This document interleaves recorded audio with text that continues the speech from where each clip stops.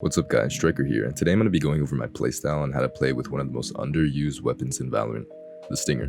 Hopefully you guys can incorporate some of these tips and tricks into your gameplay. For the first half of the video, I'm going to be going over the traditional method, and then I'll be focusing on the non-traditional method. You can of course create a variation of the two. Also, make sure to follow my Twitch, link in the description, and join the Discord if you want to chat. So the Stinger is one of the fastest shooting guns in the game, making it easily abusable while running and gunning in short to medium distances. It's one of the cheaper options in the game too, only costing around 950 credits to buy. A lot of my playstyle revolves around movement, so the best agents that I see do well for me would be Raze, Omen, and Jet. You can obviously play whoever you want with the Stinger, but those would just be my playstyle recommendations. Alright, the traditional method involves leaving your settings and binds as default. This is definitely less effective at securing kills and takes away the potential the gun has.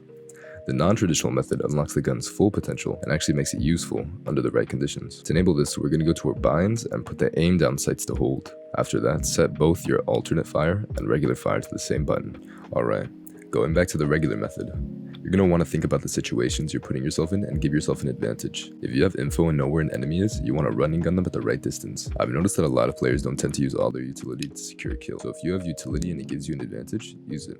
When using the traditional Stinger method, I would rarely recommend using the ADS, as it makes movement clunky and is pretty much garbage. I find that if an enemy is mid-range, spraying for 1 to 2 seconds and then crouching works best for me.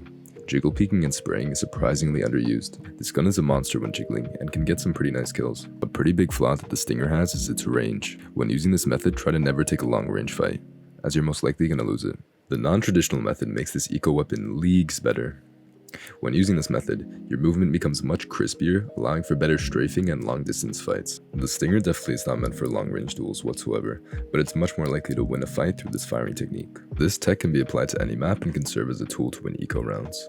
Alright, we have to talk about positioning. Positioning is one of the most important skills to learn in Valorant, and it doesn't change for Stinger users either.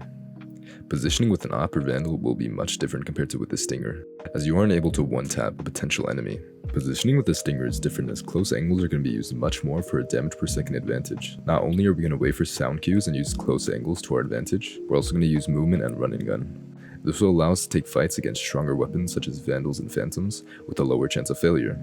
Smokes are also pretty strong with the Stinger. Make sure to work around smokes and control an area through them. Lastly, we need to talk about our failsafe, or the secondary we have.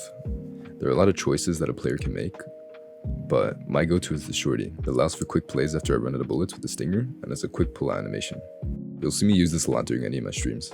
In my opinion, yes, the Stinger does need a buff, but it can be used pretty effectively in circumstances, and with the non-traditional method, it can become extremely deadly. Let me know if you have any other questions or ideas in the comments, and I'll try to answer them. Thanks for watching guys, make sure to subscribe for more Stinger content, and if the video does well, I'll do a more in-depth part 2. Talk to you guys later.